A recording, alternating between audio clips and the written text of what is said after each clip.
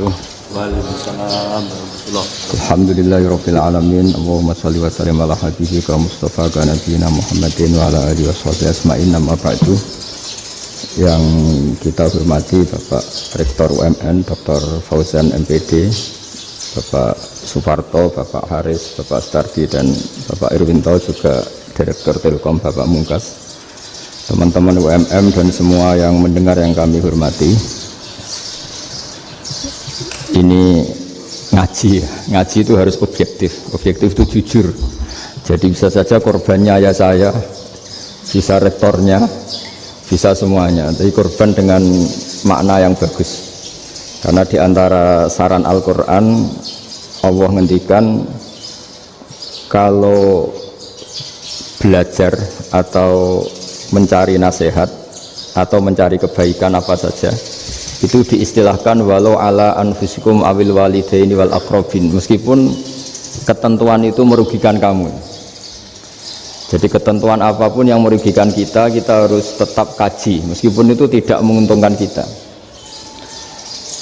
Karena banyak problem, mulai dulu sebenarnya problem itu orang yang wakam da'in yadda'i annahu da'a ilallah, tapi hakikatnya yad'u ila nafsih. Jadi banyak dai yang mengklaim dirinya mengajak ke Allah dan Rasul, tapi sebetulnya hakikatnya mengajak ke kelompoknya sendiri. Saya ini termasuk kiai yang masih orisinil. Artinya orisinil gini, suatu saat atau kapan saja saya kok sudah tidak laku jadi kiai, asal Islam jalan tetap senang. Karena nggak penting yang populer saya apa enggak, itu tidak penting, yang penting agama ini tetap jalan. Sama, negara ini harus jalan siapapun presidennya. Ya, ini penting saya utarakan karena perbedaan antara nafsu dan komitmen beragama itu tipis sekali. Sehingga dulu pernah ada cerita, ini bukti keadilan Rasulullah SAW. Pernah suatu saat Nabi itu ngaji, yang ngaji seperti ini. Terus ada pemuda dengan cueknya ngelewati masjid yang sedang dipakai Nabi ngaji. Singkat cerita semuanya ngomel ya, bergumam, celaka betul pemuda itu, ada Nabi ngaji kok tidak ikut ya. Tapi Nabi secara besar hati ngendikan, ini ada di beberapa kitab di Fadhailul Kasbi, keutamaan kerja. Kata Nabi, pemuda itu mau mencangkul di lahannya. Jika dia mencari nafkah untuk keluarganya, untuk kebaikannya, maka itu bagian dari ajaranku. Jadi Nabi berbesar hati bahwa kerja seperti itu bagian dari ajarannya. Jadi tidak harus datang ke majelis ngaji. Dan bisa saja yang sedang hadir itu ya orang yang hindari istrinya minta belanja dari ngaji, terus benar dituntut belanja kan gitu. Mungkin anak-anak UMM yang kesini daripada tengok-tengok yang Malang bosan jalan-jalan ke Rembang gitu. Ya, jadi nggak mesti benar juga niatnya gitu. Jadi ya sama itu. Jadi kalau di dunia kiai yang masih orisinil itu, nafsu itu benar-benar dilatih. Maka masyhur dalam cerita ada orang perang sama Ali radhiyallahu anhu. Ketika perang ini sangat semangat, tapi ketika orang itu meludahi dan Sayyidina Ali ini tersinggung karena diludahi, Sayyidina Ali langsung angkat tangan, sudah perangnya nggak usah diteruskan, karena saya marah sama kamu sekarang demi nafsu, karena kamu meludahi saya, padahal saya tadi motifnya demi Allah dan Rasul. Jadi sangat tipis bedanya kita emosi karena diri kita dan emosi karena Allah dan Rasul. Sehingga ketika diludahin ini terus beliau mikir, jangan-jangan perang saya karena saya diludahin. Nah, yang hilang dari peradaban modern adalah Allah itu tidak begitu hadir di hati kita. Saya sering cerita di mana-mana, teks hadis itu sebenarnya berbunyi gini, ini hadis sahih. Mangka na yu'minu billahi wal yaumil akhir fal yukrim jarohu. Ada yang fal yukrim jarohu doifahu, ada yang fal yakul khairan aul yasmut. Siapa yang iman dengan Allah dan Rasul maka harus memuliakan tetangganya, memuliakan tamunya. Dulu itu ada seorang ulama dipanggil anak muda, dibully cara sekarang. Wahai kiai, datang ke rumah saya. Datang kiai itu. Setelah sampai ke rumah orang itu, silakan kiai kembali ke rumahnya. Saya tidak butuh kiai. Kiai itu dengan riang kembali. Setelah di rumah dipanggil lagi, Pak Yai silakan datang ke rumah saya. Datang lagi. Ya senyum-senyum kiainya santai. Wah nggak jadi butuh Pak Yai, silahkan kembali lagi. Sampai 3 kali. Oh itu kalau rektor digitukan marah itu, dosen marah. Kiainya santai, santai senyum-senyum rileks. Ketika ditanya, kenapa Pak Yai tidak tersinggung? Jawabannya unik. Anak muda, saya ini senang sekali nuruti perintah Allah, disuruh menghormati tetangga. Sehingga ketika Anda manggil ya saya datang. Ketika Anda nyuruh pulang ya saya pulang. Saya senang sekali nyenangkan tonggo. Dan itu perintah Allah, jadi tidak ada hubungannya dengan kamu. Wah pemudanya nangis minta dimaafin. Kalau kita kan enggak, kita ini dosen, kiai, mungkin kita doktor, mungkin kita profesor. Tapi kita ini sering didikte oleh orang bodoh. Kalau orang bodoh itu jengkel, lo kita ya jengkel. Lo kamu jengkel, dijengkelkan orang bodoh itu namanya terdikte. Itu bodoh apa pinter? Oh itu tidak pinter sama sekali. Kalau betul-betul kamu pinter hanya bisa didikte oleh Allah Subhanahu wa ta'ala. Jadi antara hukum Allah apa? Wa ahsin man asa'a ilaika, berbuatlah baik sama orang yang berbuat buruk sama Anda. Itu dikteannya Allah. Kalau dikteannya orang-orang bodoh kayak dimangkel ben mangkel, terus kamu mangkel. Itu bodoh apa pinter? Nah, problem kita kekinian adalah wong pinter wong bodoh itu podo-podo bisa didikte oleh sekelilingnya. Sekarang wataknya perempuan seperti itu, wataknya anak-anak seperti itu, kita didikte. Anak-anak jengkelin kita mangkel, berarti kita didikte oleh orang bodoh. Makanya agama itu unik, kadang ngendikan wa ahsin man asa'a ilaika, kadang wasil mangkoto aka, sambunglah orang yang memutus kamu. Karena dengan demikian kita hanya didikte oleh Allah Subhanahu wa ta'ala, bukan didikte oleh hukum sosial. Cara Jawane nak ngapiki tangga sing apik akeh tunggale. Berbuat baik sama yang berbuat baik pada kita itu, mbok orang fasik ya seperti itu, maling ya seperti itu, sama. Tapi kalau berbuat baik sama orang yang berbuat jelek sama kamu itu baru luar biasa. Dan memang teksnya hadis wa ahsin man asa'a ilaika, berbuat baiklah sama orang berbuat buruk sama kamu. Jadi nggak boleh orang didikte. Makanya ngaji di sini diantaranya saya akan cerita dalam sebuah hadis sahih, dalam hadis hasan yang diriwayatkan Imam Tirmidzi, ada kalimat dari Rasulullah SAW. Dawe Nabi, la takunu imma'atan taquluna in ahsanan nasu ahsanna wa in zalamu zalamna walakin watti'u anfusakum in ahsanan nasu an tuhsinu wa in asa'u alla tazlimu.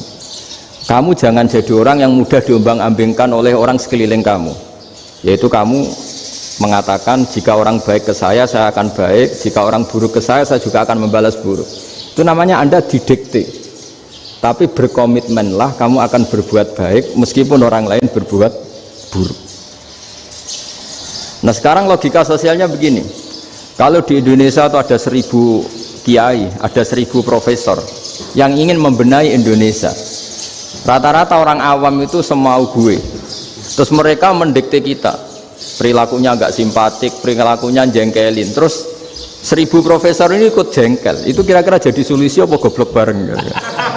Sama 1000 kiai ini ikut jengkel, ini jadi solusi apa goblok bareng? Goblok bareng. Nah problem sekarang kita ini biasa didikte orang bodoh.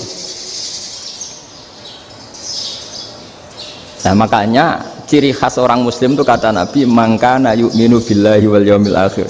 Jadi baik tetangga karena perintahnya Allah dan Rasul. Pentingnya apa? Bedanya karena berbuat baik ini perintahnya Allah, mbok tonggo apik lah kita tetap apik karena perintahnya Allah dan Rasul. Begitu juga dengan hubungan dengan istri, dengan anak. Mbok bojomu lagi cerewet lah ya tetap apik. Karena dengan cara itu kita hanya tunduk kepada Allah dan Rasul. Tapi kalau kamu, istri saya kalau baik ya saya baik, kalau enggak ya enggak, berarti Anda didikte oleh perilakunya dia. Itu latihan, ya kalau dalam bahasa pondok latihan jadi wali itu yang paling berat itu. Nabi itu kalau sama orang munafik itu sabarnya Masya Allah, padahal Nabi berso kalau orang itu orang munafik. Karena dengan cara seperti itu, bahwa kebaikan Nabi pada seseorang itu atas perintahnya Allah dan Rasul, bukan atas nama servis. Kalau Nabi hanya baik kepada Abu Bakar, itu mungkin orang bilang wisadune wong Abu Bakar baik sama Nabi. Tapi kalau Nabi baik sama orang munafik, Abdullah bin Ubay bin Salul, itu kalau nggak perintahnya Allah dan Rasul itu nggak bisa. Nah, ini cobalah berlatih seperti itu sehingga kita tidak mudah didikte. Ya saya ulang lagi, nggak mudah apa? Didikte. Maka di antara kebaikan Allah dan Rasul adalah bahkan orang zalim saja diberi jatah rahmat. Makanya tadi seperti mukadimah yang dibaca Pak Haris tadi, agama ini rahmatan lil alamin. Orang yang zalim saja dapat jatah apa? Rahmat, apalagi yang soleh. Nah kemudian yang perlu dicatat, kenapa kita menjadi enjoy dengan Islam? Islam itu adalah agama yang tidak didikte oleh materi. Jadi kalau anda ingin makan enak, mungkin kalau pikiran kebanyakan orang, anak-anak muda yang milenial, yang gaul, ingin makan enak ya makan yang disukai, misalnya sate atau bakso Malang atau apalah. Kalau orang-orang yang jadi wali gak gitu cara berpikir. Ini yang masih orisinil. Ditanya, ini dunia baru kesulitan makanan, baru resesi, cara makan enak gimana? Jawabannya lucu, ya gampang, idamuhu alju. Idam itu lauk. Kalau kamu ingin makan lauknya paling enak apa? Alju. Kamu harus lapar banget. Sampai kalau puasa itu melihat tempe itu wah luar biasa. Tapi kalau kamu nggak puasa, air putih itu nggak menantang. Tapi kalau puasa, tempe air putih itu menarik dan Anda tetap lahap. Apa? Karena lauk terbaik adalah alju, yaitu lapar. Nah tapi kita ini enggak. Kita ini kayak orang bodoh. Kayak orang bodoh tadi, profesornya makan nyaman ya kalau sesuai selera. Nah itu kan sama dengan anak-anak ABG. Anak ABG itu makan lahap ya kalau yang disukai. Lalu bedanya apa ABG sama profesor? Kalau cara berpikir masih sama kan itu. Kiainya juga gitu. Kiai makan enak kalau yang disukai, kalau enggak. Lalu bedanya apa kiai sama orang awam? Orang awam juga gitu, makan lahap ya kalau yang disukai. Nah ternyata perilaku kita ini yang pintar sama yang bodoh sama mas. Kalau kamu ingin berkasta lebih baik, itu cara makan enak itu apa? Idamuhu aljur. Lauk terbaik adalah karena kita sangat lapar. Makanya masyhur dalam cerita-cerita tarikh sirah nabawiyah, Nabi diberi hadiah, beberapa hadiah. Di antaranya ada yang diterima, ada yang enggak. Termasuk yang dikembalikan itu dokter. Ada seorang raja memberi hadiah Nabi dokter Tobit. Itu sama Nabi dikembalikan karena dokter ini sudah lama kumpul Nabi itu gak pernah sakit. Akhirnya dokter ini putus asa, ini gak perlu diobatin. Ketika ditanya kenapa ya Rasulullah engkau gak pernah sakit, karena kita ini kaum, kita ini komunitas masyarakat yang tidak akan makan kecuali lapar, dan kalau sudah makan berhenti sebelum kenyang. Jadi sederhana sekali pengobatan zaman itu. Sebagian besar penyakit itu pasti disebabkan kita ceroboh dalam hal makan. Sudah ngerti kalau durian masalah, kalau makan durian ini enggak kehitung gitu. Apalagi kalau gratisan itu berapa banyak gitu. Pola tidur juga gitu kata Nabi, dan kita tidak tidur kalau tidak sangat ngantuk. Nah itu namanya orang-orang soleh yang sudah ada didikte materi. Kalau yang didikte materi kan bisa tidur nyenyak kalau kasurnya enak, AC gini-gini. Sebenarnya enggak, tidur enak itu ya kalau sangat ngantuk. Mbok di gudang, mbok di bis, kalau sangat ngantuk ya semuanya ya enak. Sama, mbok lapar, mbok hanya tempe, tapi kalau sangat lapar itu ya enak. Nah ini ilmu yang mulai hilang, ilmu-ilmu yang mulai hilang. Nah, cara ibadah juga gitu. Kita ini kan, saya ini punya bapak kiai, mbah kiai, punya guru yang sangat alim ya seorang kiai Kiai Memun. Itu dulu kita pengkaji ilmu itu tidak pernah tahu bedanya NU dan Muhammadiyah. Karena dulu Mbah Darwis itu Kiai Dahlan itu dulu ngajinya bersama Mbah Hasyim ketika di Indonesia yang ngaji Mbah Soleh Darat. Mbah Soleh Darat itu dulu ngajinya sama buyut saya ke-6 namanya Mbah Soleh Asnawi di Kudus. Mbah Soleh Darat itu dulu alim-alimnya orang Jawa ya Mbah Soleh Darat, Soleh bin Umar. Tempatnya di Semarang, tapi beliau itu sebenarnya orang Jepara yang dekat Kudus. Setelah di Mekah, Mbah Hasyim ini mondoknya ya, mulazimnya ke Syekh Mahfud Termas, tapi sesekali ke Syekh Khotib Minangkabau. Nah yang Mbah Ahmad Dahlan lebih sering ke Syekh Khotib Minangkabau, sesekali ke Mbah Mahfud. Singkat cerita, karena Syekh Khotib Minangkabau sudah modern ya, terlibat organisasi dunia. Pas itu beliau pengagum Muhammad Abduh, pengagum Rasid Ridho. Sehingga bawaannya Mbah Dahlan itu lebih pergerakan karena beliau lebih mengidolakan Syekh Khotib. Nah, Syekh Khotib sendiri sebenarnya orang Minangkabau. Jadi beliau namanya Muhammad saja sebenarnya. Jadi menantunya orang Arab. Oh, itu dicibir mertuanya ini karena punya mantu orang Jawa, orang ndak Arab. Singkat cerita terus si mertuanya bilang gini, kamu jangan pernah bilang kalau orang Arab itu mansa kanal Arab, orang yang bertempat di Arab. Walakin man takallama bi arabiyyin fasihin, tapi orang bisa ngomong Arab secara fasih. Singkat cerita, kalau kamu tidak percaya, nanti suatu saat menantu saya kalau Jumatan, tidak usah kamu kasih tahu, langsung suruh jadi khotib. Nggak usah kamu kasih tahu, sarannya nggak usah kamu kasih tahu. Kalau sekarang kan enggak. Kalau dosen mau jadi khotib kan mengumpulkan materi dulu. Lucunya diantara materinya itu dari TV, makanya jadi ribet kan khutbah sekarang.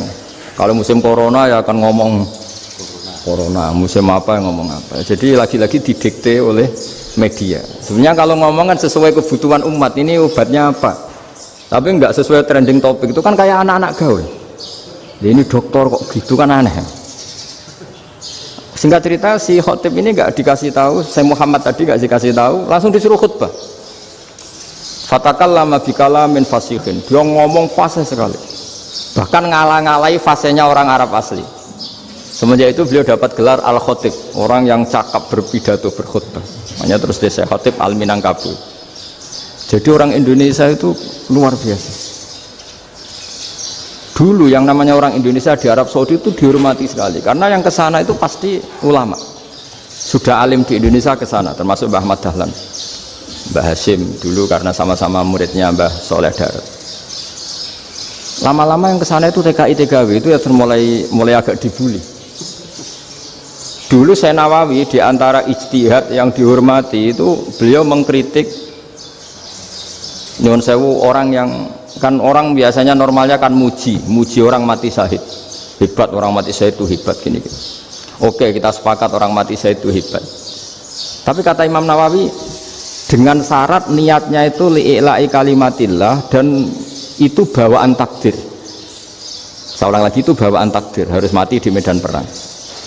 Tapi tidak boleh seseorang ini niat perang tapi niatnya supaya syahid. Karena kalau begitu berarti dia berniat supaya menjadi maktulal kafir, orang yang dibunuh orang kafir. Kedua, dengan dia mati berarti pasukan Islam berkurang. Berarti dia ingin pasukan berkurang, hanya ambisinya dia ingin langsung ke surga. Misalnya pasukan orang Islam itu 10, orang kafir 10. Kalau kamu ingin syahid berarti mati 1 kan, tinggal 9 kan. Nah kalau yang seperti itu 10 kan mati semua.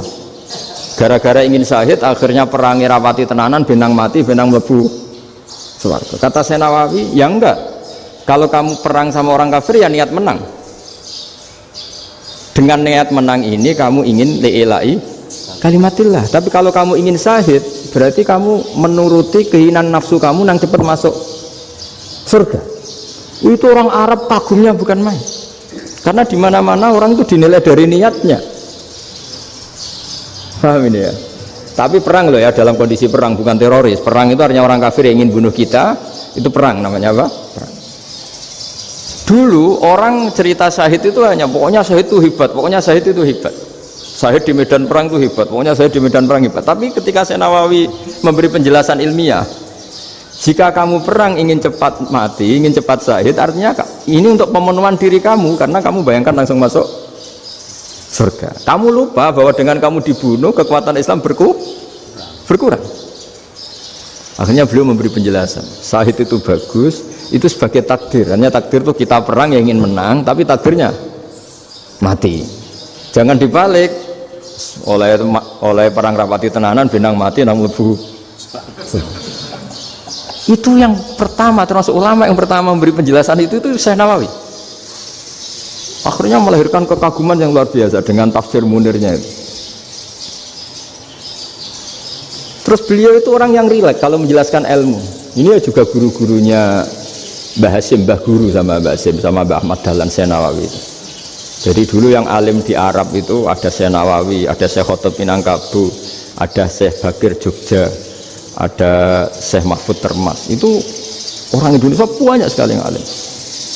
Bahkan diantaranya yang dikagumi Al-Azhar itu juga orang Indonesia, nama Syekh Abdul Manan, itu mbahnya Syekh Mahfud termasuk. Itu pertama ada duta besar Indonesia di Mesir, itu termasuk barokahnya Mbak Abdul Manan tadi, itu juga orang Indonesia. Jadi pemahaman ulama Indonesia itu khas, termasuk ketika memaknai apa? Syahid. Ketika memaknai apa? Syahid. Itu unik. Ketika Senawawi diuji dulu itu yang namanya ulama diuji dulu oleh 100 ulama. Jadi dulu ya ada kompetisi. Imam Bukhari diakui jadi ahli hadis itu diuji oleh mi'atu muhaddisin, 100 orang ahli hadis, sanad dibolak-balik, matanya dibolak-balik, tapi beliau tetap bisa mengembalikan proporsi sanad itu. Senawawi pernah diuji gini. Ayul afdol al ulama awe salatin. Keren mana ulama sama raja atau sama orang-orang kaya, sama penguasa? Ya keren ulama. Terus dibully sama orang. Tapi setahu saya banyak ulama yang antri di rumahnya raja, tapi saya tidak tahu melihat raja antri di rumahnya ulama. Kan kebanyakan kan mungkin ustadz atau kiai yang antri ngajukan proposal kan enggak.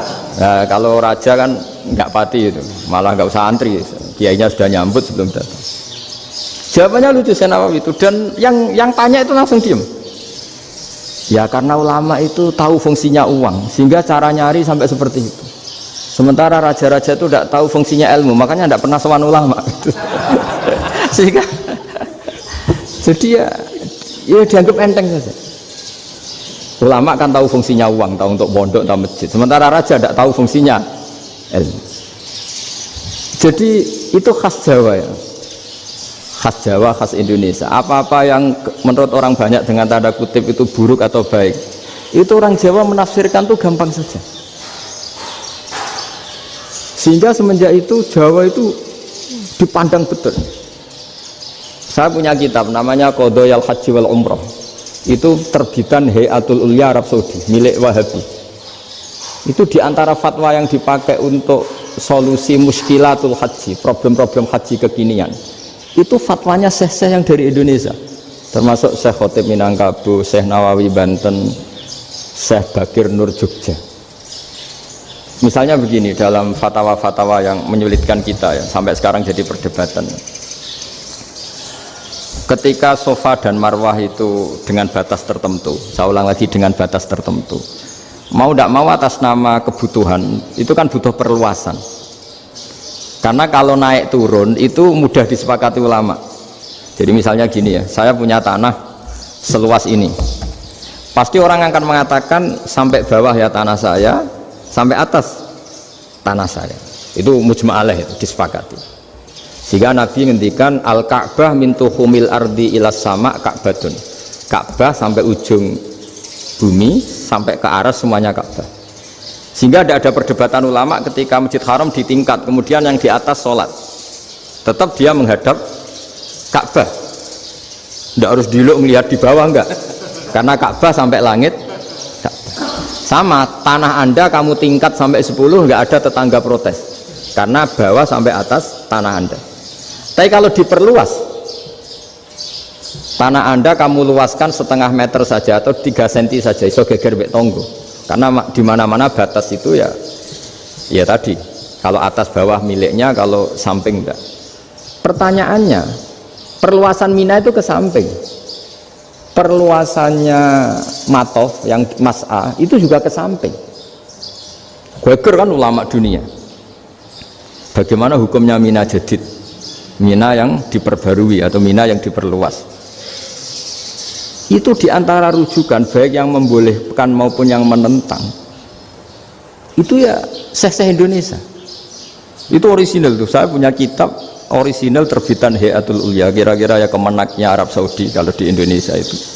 Itu yang dirujuk dawuh Syekh Nawawi, dawuh Syekh Khotib Minangkabau. Karena apa? Ada logika khas Jawa. Misalnya begini. Meskipun saya tidak perlu fatwa Mina Jadid sah apa enggak, memang jadi perkhilafan ulama. Misalnya kampung ini dinamai Mina. Pertanyaannya gini, tanah yang di samping ini bisa milik Anda apa enggak? Ya bisa Gus kalau dibeli atau dihibahkan. Berarti tanah di samping Anda menjadi milik Anda karena ada proses pengambil alian lewat beli maupun hibah. Nah masalahnya ini negara itu berhak menganeksasi atau memasukkan ini sebagai mina. Itu ulama Jawa kalau ditanya alasannya apa? Fa innal muttasila bis-syai' hukmu dzalika syai'. Karena yang gantet, yang mutasil itu bisa dihukumi seperti sesuatu itu. Jadi kalau ini mina, ya yang gantet mina ini ya bisa dikatakan mina. Beda dengan membuat mina Malang mina, wah itu tidak bisa, tidak mutasil kan. Itu enteng sekali ulama Jawa. Satu ya tentu karena kebutuhan, tapi asal masih al-muttasilu bihi, yang masih tanah yang masih mutasil dengan. Nah ketika perluasan mas'ah antara sofa dan marwah kan misalnya ini batas luasnya sofa, ini batas luasnya marwah.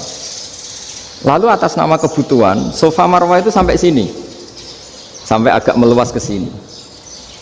Itu geger Arab Saudi. Wah ini gimana? Padahal tawaf itu harus antara gunung Sofa dan gunung Marwah, sa'i itu ya. Tapi kalau istilah Quran memang tawaf sama-sama. Makanya apa? Inna Sofa al-Marwata min sya'airillah faman hajjal baita wa i'tamara fala junaha alaihi ayyat tawafa. Nah, jadi kalau istilah sa'i di Quran itu masih tawaf. Karena harus ada, kalau bisa lah, bukan harus. Kalau bisa memang harus ada unsur muternya. Kita kalau sa'i kan dari sini Sofa sampai sini Marwah, terus kan agak muter ke sini. Nah, kan agak membentuk lingkar, makanya Quran tetap mengistilahkan apa? Tawaf. Jadi bukan sini ke sini terus sini ke sini kan enggak, tapi sini sampai sini terus muter kan, terus sini. Jadi antara setar dan selama ini prakteknya kan gitu ya. Sofa ngambil sini, terus ke sini, terus agak muter. Nah karena ada unsur agak muter ini terus orang menyebut apa? Tawaf.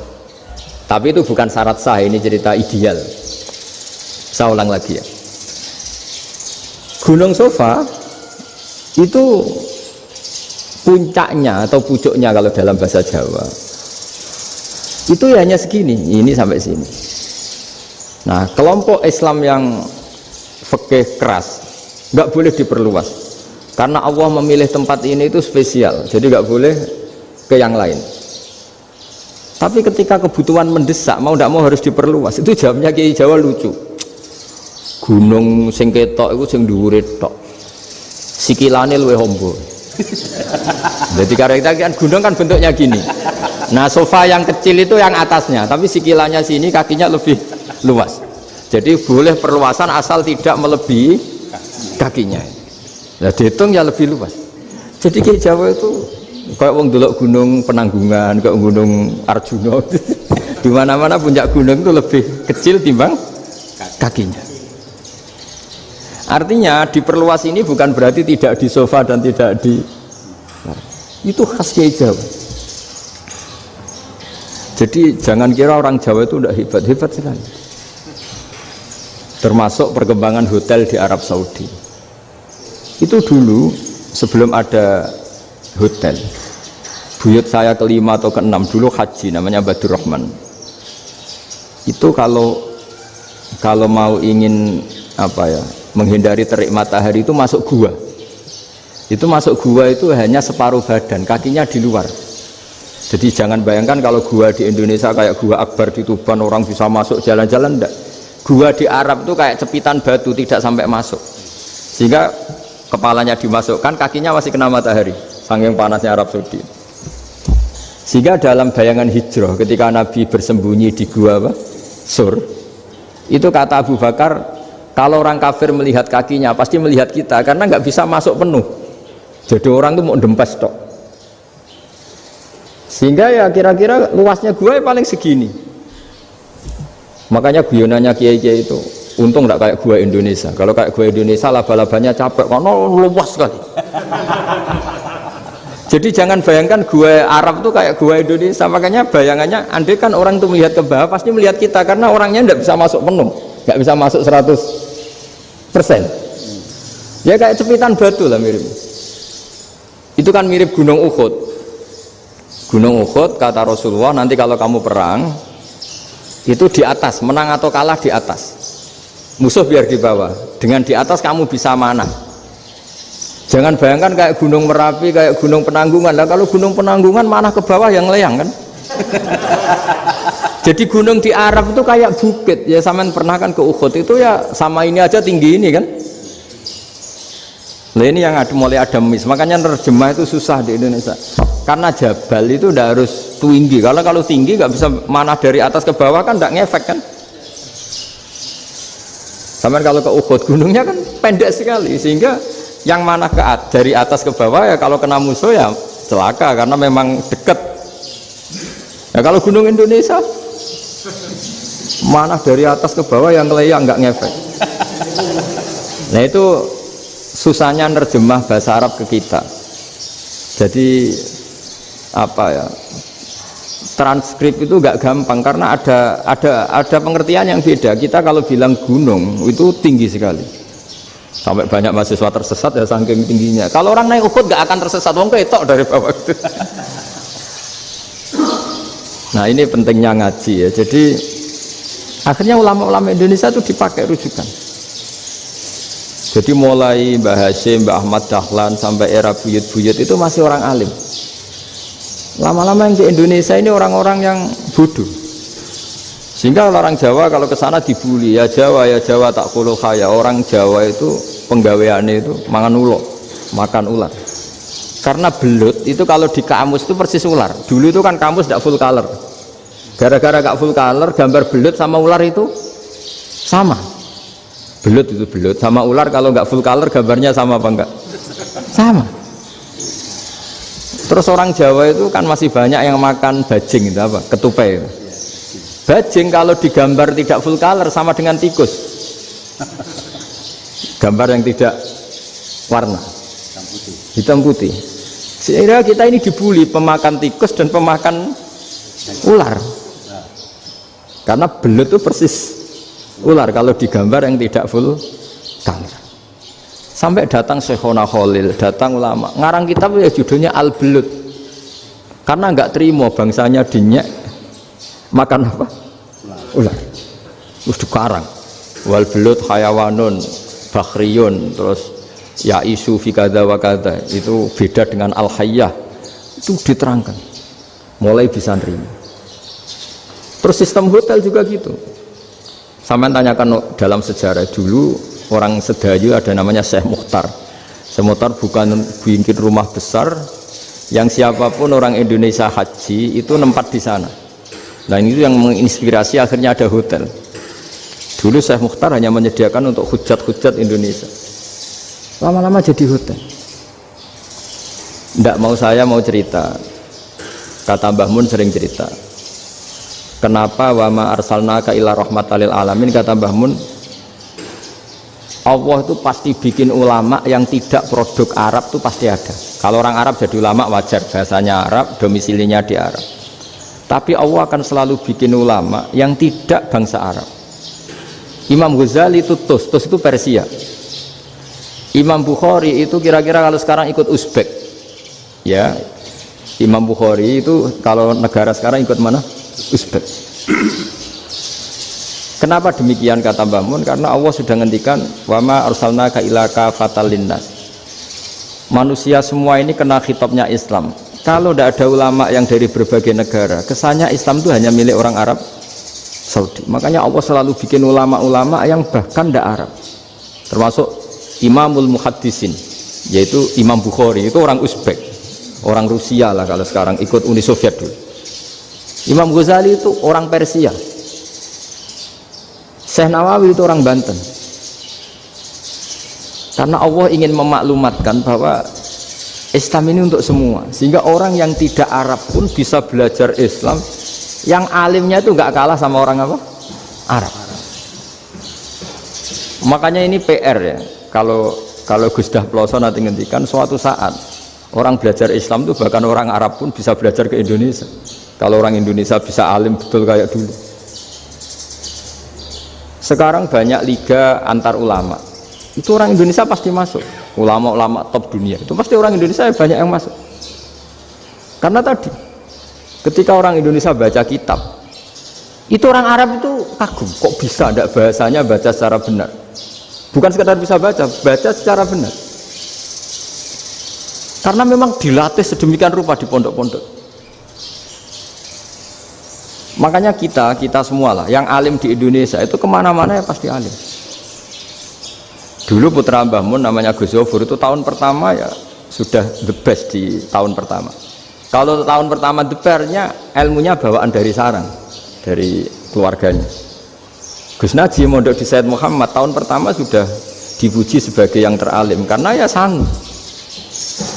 Kalau dipujinya tahun ketiga, tahun keempat kan mungkin dapat dari sana. Ini tahun pertama. Saya ulang lagi tahun pertama. Karena pengajaran di Indonesia itu luar biasa di pondok-pondok. Makanya kalau dalam anekdot pondok itu cerita-cerita lucu itu. Ada orang Jakarta ngaji, setelah di kelas itu pelengahan terus. Melihat jendela, lihat pintu terus. Lama-lama gurunya marah. Kamu diajarin kok ndak punya sopan, melihat pintu terus gak memperhatikan guru ya.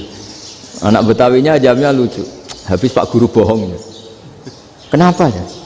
Kamu Pak Guru bilang Ja'a Zaidun, Zaid datang. Tak lihat gak ada yang datang. Setelah itu contoh nasab kan ro'a itu Zaidan. Saya melihat Zaid, saya gak melihat Zaid. Terus contoh ketiga yang jar kan maror tu Zaidin. Saya berjalan ketemu Zaid. Pak Guru diam di situ gak jalan-jalan. Jadi saking detailnya Indonesia diajari kalau rofa Ja'a Zaidun, kalau nasab ro'a itu Zaidan, kalau jar marortu bi Zaidin. Nah si murid Betawi ini karena pertama sekolah ngiranya gurunya itu cerita Zaid datang, makanya dia ngelihat pintu terus, mana katanya datang kok enggak datang-datang. Nah dengan latihan seperti itu kemungkinan orang Indonesia salah itu kecil karena memang dilatih betul. Saya ulang lagi karena memang dilatih betul. Sehingga ketika orang Indonesia ini yang cerita seorang wartawan. Ini kisah nyata. Kali ini tidak anekdot, kisah nyata. Ada wartawan internasional meliput Ramlah. Ramlah itu di Gaza, di Palestina. Wartawan Indonesia ini hanya bisa bahasa Inggris. Dijak ngomong bahasa Arab. Terus dia bilang saya tidak bisa. Saya tidak bisa, saya bisanya ngomong Inggris. Tapi apa yang terjadi setelah sholat, si Indonesia ini jadi imam pakai sholat jariyah lagi. Baca bismillah benar, bismillahi jar karena mudhof ilaih. Terus ketika iktidal ya benar, Rabbana lakal hamdu mil'us samawati wa mil ardi benar. Ketika tahiyat ya benar, at-tahiyatul mubarakatuh sholawat. Sama orang Arab ini diambungi. Orang Arab kalau senang orang itu dicium. Kamu tawaduk, sebenarnya kamu itu ahli bahasa Arab. Karena orang Indonesia sekali sholat itu nggak ada yang salah, meskipun benarnya karena hafalan, tapi bagi yang ahli nahwu itu hebat. Misalnya kita kalau ngapalkan kan Bismillahi, Bismijar karena ba, Allahi jar karena mudhof ilaih, Ar-Rahmani jar karena sifat, Ar-Rahimi karena sifat, Alhamdu rofa karena mubtada, Lillahi jar karena ada huruf jarli, Robbi jar karena sifat. Sebetulnya tidak karena pinter, tapi karena hafalan. Tapi orang Indonesia hebatnya itu benar terus. Rabbana lakal hamdu, ya kan, alhamdu rofa, terus mil'us samawati ya rofa karena sifat. Sehingga terus orang Indonesia kalau sholat di Timur Tengah itu dipuji karena makhrajnya ya benar, rofa nasabnya juga benar. Nah itu di negara lain tidak ada yang kayak Indonesia. Orang Cina itu sering bikin marah orang-orang Arab karena kalau dongo itu nggak fasih kayak orang Indonesia. Orang Indonesia kalau dongo ya Allahumma Allahumma tohir tohir qalbi qalbi. Orang Cina ini yang jadi guyon di Arab, Allahumma Allahumma tahir tahir kalbi kalbi gitu. Itu kan bedanya jauh. Itu orang Arab pertama membiarin, lama-lama kalbun kalbun entak gitu, maksudnya asu-asumu gitu. Karena dia bilangnya qaf itu kaf. Jadi kalau Allahumma do Allah tohir, kalau aturi nyucekno panjenengan kalbi ing asu ingsun kan. Tapi kalau qalbi itu ati ingsun, tapi kalau kalbi anjing ingsun. Bedanya qaf sama kaf. Ada orang-orang aja kalbun entak, asu-asumu maksudnya kan. Tapi padahal orang Cina itu paling dilihat teksnya ya pakai qaf. Orang Indonesia enggak, mulai kecil dilatih sak fase-fase. Sampai ya sulit betul latihan Fatihah itu. Kalau di Kudus malah sampai 3 bulan Fatihah. Sampai at-tahiyyatu, kurang lagi, kurang bersih. At-tahiyyat sampai gitu. Sampai ada cerita itu orang dipanggil maftuhin itu gak melengak, harus maftuhin. Baru melengak. Tapi barokahnya itu orang Indonesia kalau dongo memang benar-benar Allahumma tahhir qalbi. Ya Allah sucikan hati kami, bukan tahhir kalbi. Karena sekali jadi kaf itu maknanya anjing saya. Ya Allah sucikan anjing. Jadi ini orang Indonesia. Jadi kata Mbah Mun, dawe Mbah Mun, illaka fatal linnas, bahwa agama ini milik semuanya. Itu diantara bukti Allah menghendaki atau mendesain Islam seperti ini, orang yang belajar di Indonesia itu pengetahuannya Islam, pengetahuannya tentang Islam itu tidak kalah sama yang belajar di Al-Azhar, sama yang belajar di Arab Saudi. Makanya ini PR-nya UMM, PR-nya IAIN, PR-nya UIN. Bisa enggak sealim mereka dalam bahasa Arab? Nah, bahasa Arabnya man anta, ana zaidun. Jangan sampai, karena kita di sana ini kadang dibully. Orang Arab tuh kalau bully kita, sampai tak kasih cerita. Oh, itu ngawurnya Masya Allah. Kata dia, ada anak orang Indonesia haji. Si anaknya orang Indonesia yang dijotos sama anaknya orang Arab. Dijotos, dipukul. Singkat cerita terus si orang Indonesia nggak terima, anaknya yang orang Arab dipukul. Yang balas bapaknya. Orang Arab tanya, lima ada dorobta ibni, kenapa kamu mukul anak saya? Itu orang Indonesia bahasa, wah aku biasa. Jadi hanya bilang gitu. Arya, anak saya dihada ya maka tak ada. Bahasa Arabnya gitu. Anak saya dipukul maka saya balas mukul. Itu orang Arab mantuk-mantuk, oh gitu. Paham? Suatu saat ada orang Indonesia itu sama orang Arab itu dilus-lus itu ya digini-giniin. Karena dia latihan bahasa Indonesia, latihan bahasa Arabnya itu masih mufrodat. Jadi kalau mengartikan yadun itu tangan, saro itu jalan. Jadi kalau jalan ya saro-saro. Roksun itu kepala, ana itu ingsun. Jadi karena dia nggak ngerti penggunaannya, itu bahasa Arabnya itu yadun anta. Jadi bukan yaduka tapi yadun anta, berarti tangan kamu. Saro-saro itu jalan-jalan.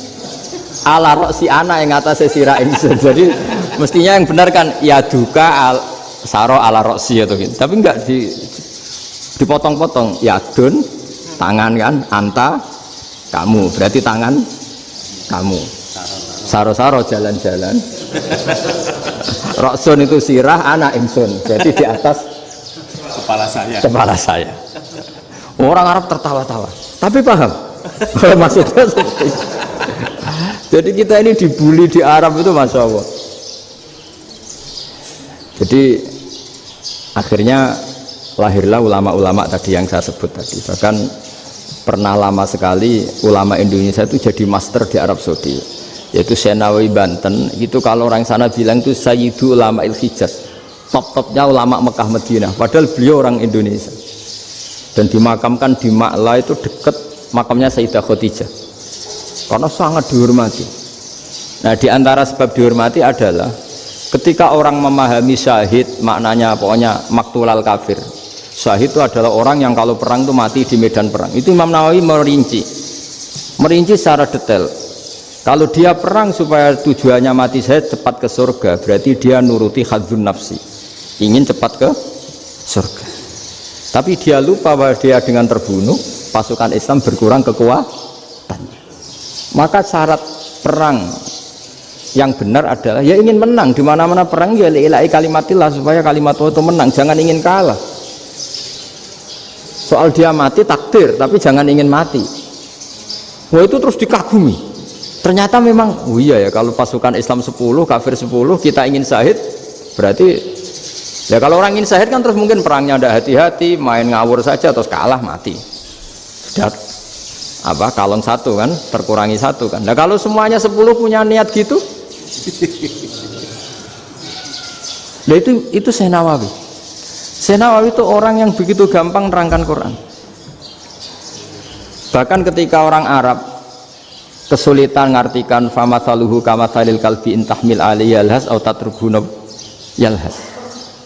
Orang tomak itu ibarat kayak anjing. Anjing itu kamu kasih makan ya tetap melet, menjulur-julurkan lidahnya, kamu ndak ya ndak. Imam Nawawi ditanya, "Ma wajhu sibbi?" Lalu wajah tasbihnya di mana? Beliau menjawab, "Fit tomak." Jadi anjing punya dua sifat yang berlawanan. Di bab ilmu dipuji, nggak ada hewan yang mudah menerima ilmu kayak apa? Anjing. Sehingga Quran mengistilahkan wa ma 'allamtum minal jawarihi mukallibin. Hewan yang mudah diajari itu oleh Quran dibahasakan sudah menganjing. Karena anjing adalah hewan yang paling mudah apa? Diajarin. Itu diakui oleh Quran wa ma 'allamtum minal jawarihi mukallibin. Tapi dia punya sifat yang sangat buruk sekali, yaitu nggak pernah puas. Makanya ketika Bal'am bin Ba'ura, ada tokoh yang kedonyan ya, itu kalau diistilahkan Quran walakinnahu akhlada ilal ardi wattaba'a hawa famathaluhu kamathalil kalbi in tahmil alaihi yalhas aw tatrukhu yalhas. Jadi anjing punya dua sifat yang berlawanan. Di bab ilmu dipuji karena paling mudah diajarin. Itu saya pernah ke Malaysia, diceritain sama polisi Malaysia. Anjing itu saking cerdasnya itu bisa deteksi CD palsu sama CD bajakan, asli sama bajakan. Itu kan gak kebayang. Kalau narkoba mungkin masih ada bau khusus ya, atau mesiu atau bom masih ada bau khusus. Ini enggak. Anjing itu dilatih ngecek CD yang asli sama yang palsu. Oh itu kebablas itu pinternya itu. Itu harganya itu 1 miliar lebih, paling mahal. Jadi mungkin bisa deteksi ini dosen betul apa abal-abal itu bisa. Itu kiai betul apa kiai pesanan itu mungkin bisa. Itu saya punya kitab namanya Al-Hayawanul Kubro. Itu cerita prestasi-prestasi hewan. Itu yang berkuras-kuras sampai berjilid-jilid. Itu ya cerita anjing. Tidak ada hewan sebaik anjing. Di bab itu ya, di bab sampai ya tadi ada anjing yang sangat loyal sama majikannya. Loyalnya Masya Allah, sopannya Masya Allah. Anjing itu mbok lama berbakti sama sampean, nggak mau tidur di ruang tidurnya sampean, dia tetap tidur di luar. Corong Jawa nggak ngelama. Suatu saat si raja ini minum, wisata minum. Pas mau minum diterjang sama anjingnya sampai tumpah. Kecewanya raja ini itu karena selama ini anjingnya sopan sekali. Sekedar ganggu di ruangannya nggak pernah, malah ini mau minum minuman yang disukai diterjang anjingnya tumpah. Marah kan anjingnya di mana? Ternyata apa? Minuman itu anjing ini tahu kalau minuman itu beracun, diracuni oleh musuhnya. Itu saking hebatnya anjing sampai ketika ngawal rajanya itu tidak sekedar ada penjahat atau maling, bahkan trik-trik kayak minumannya diracun oleh orang lain itu anjingnya tahu. Sehingga pas mau diminum diterjang sampai terus supaya nggak keminum. Makanya Quran istilahkan anjing itu apa? Wa ma 'allamtum minal jawarihi mukallibin. Hewan piaraan yang kamu ajarin nanti sampai sepinter anjing. Makanya Ashabul Kahfi itu ketika ngajak anjing tadi, beliau tidur, anjing itu tidurnya bil wasit, wakal buhum basitun dzira'aihi bil wasit. Jadi dia tidur dalam posisi siaga. Loh coba, anjing itu nggak pernah sekolah, karena dia posisi menjaga, tidurnya itu kayak siaga gini, bukan ngorok semadep ke atas terlentang, itu enggak. Andai kan dia tidur terlentang itu kan yang mau mengganggu kan, wah sunai turu, itu enggak. Dia tidur posisi siaga, makanya disebut lawit tolak ta'alaihim lawalaita minhum firaron. Kalau kamu melihat anjing itu pasti lari, karena dia posisi siap merekam. Jadi tidur tapi posisi siap merekam. Jadi matanya tetap terbelalak kayak siaga. Padahal itu enggak diperintah, ya dia memang punya nalar untuk itu. Ini disebut wa ma 'allamtum minal jawarihi mukallibin. Dan dalam teori modern juga gitu. Tapi dalam hukum Islam yang dianut mazhab Syafi'i itu anjing tetap najis. Ya sudah, najis ya najis, tapi ada mazhab lain yang mengatakan tidak najis. Tapi tidak usah ngurmat anjing, geger nanti kalau rektor kampus punya anjing. Tapi ilmu itu bagus untuk kelangenan kadang. Andai kan tidak ada mazhab Malik, maka kita kesulitan menceritakan Ashabul Kahfi yang hewan piaraannya itu anjing. Tapi misalnya anjing disucikan, Kita juga nanti susah menjelaskan hadis Nabi malaikat itu tidak masuk rumah yang di situ ada apa? Anjing. Maka ilmu itu, makanya kata Imam Sa'roni, sebagian ilmu itu memang kelangenan, tapi nggak boleh jadi praktek. Tapi harus ada. Misalnya begini, contoh paling gampang. Api dalam mazhab Syafi'i kan alat pensuci hanya dua, air dan tanah. Ya saya ulang lagi, air dan tanah, yaitu tanah untuk mensucikan najis anjing. Imam Abu Hanifah menambahkan api. Mazhab Syafi'i itu agak kesulitan ketika ada batu bata dibikin dari tanah-tanah yang bercampur kotoran. Mazhab Syafi'i akan kesulitan karena di situ ada najis yang jadi materinya bata. Hukumnya gimana kalau nanti dipakai masjid? Tapi barokahnya ada beberapa mazhab. Abu Hanifah mengatakan dan api. Jadi apa tadi, air, tanah, api. Alasannya masuk akal. Ketika usatul mukminin, orang-orang mukmin yang ahli maksiat itu sebelum masuk surga, kalau dia dosanya banyak itu dibakar dulu supaya suci. Emas itu untuk memisahkan dengan materi lain juga harus dibakar. Berarti api termasuk alat. Artinya gini, batu bata yang materinya dari tadi najis sekalipun ini menjadi suci karena mengalami pembakaran. Tapi kata Imam Sa'roni, ilmu ini hanya sebagai ilmu. Jangan sampai kalau kamu mau wudhu gak ada air terus membakar diri lah, ini ribet kan. Jadi ilmu itu sebagian memang untuk kelangenan. Karena kita butuh. Andai kan tidak ada mazhab Abu Hanifah, maka kita akan kesulitan pakai bata. Yang kita tahu cara bikinnya kadang di tempat yang kotor, di tempat yang najis. Tapi karena ini ngalami dibakar, maka hukumnya suci menurut mazhab Abu Hanifah.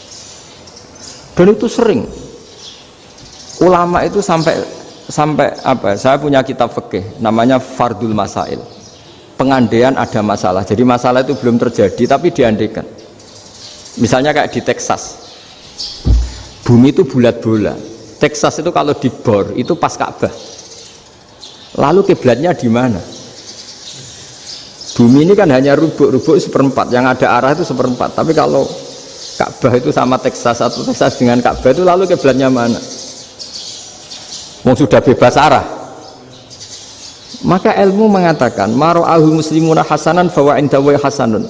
Kamu jangan nuruti ilmu hakikat tapi nuruti mindset. Kalau mainstreamnya orang banyak seperti itu, mindsetnya orang sana misalnya Ka'bah sana ya ikut sana. Tapi ini tidak mewakili hakikat karena kalau yang 380 derajat itu kan terus ribet. Makanya ini kesulitan di bab-bab fikih. Ya saya ulang lagi, kesulitan di bab-bab fikih.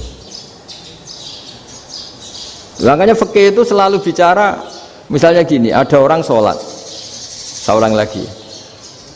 Setelah salam pertama dia kentut, itu sholatnya batal apa enggak? Itu lama berdebat. Yang dikatakan rukun sholat itu salam pertama, sehingga orang kalau sudah salam pertama, maka sudah keluar dari sholat. Maka kalau kentut gak apa-apa, wong yang keluar dari sholat itu salam pertama. Tapi lalu pertanyaannya, kenapa Nabi salam 2 kali? Lalu yang kedua gunanya apa? Ribet kan, partai ini kalah pasti kalau ditanya gitu.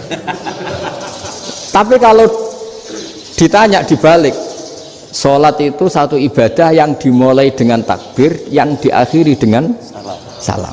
Berarti salam pertama itu pengakhir apa nunggu salam kedua? Pertama, di semua ulama bilang salam pertama. Kalau salam pertama sudah pengakhir berarti pembatalan setelah itu nggak punya efek, nggak punya akibat. Itu kan ribet. Debat fikih itu memang ribet. Fikih itu memang senam otak karena pertanyaannya mirip-mirip seperti itu. Nah, sampean milih mana? Milih salam pertama apa salam kedua? Pasti ulama milih salam pertama. Jadi anehnya fikih itu di situ. Misalnya orang mati, takbir itu berapa kali? 4 kali. Andai kan takbir 5 kali itu batal apa enggak? Satu ulama mengatakan 5 kali itu batal. Karena rukunnya sholat jenazah itu takbir 4 kali. Berhubung ini rukun, kalau nambahi ke-5 berarti menambahkan rukun. Kayak kamu sholat rukuk 2 kali kan batal. Sujud 3 kali batal karena menambahkan apa? Rukun.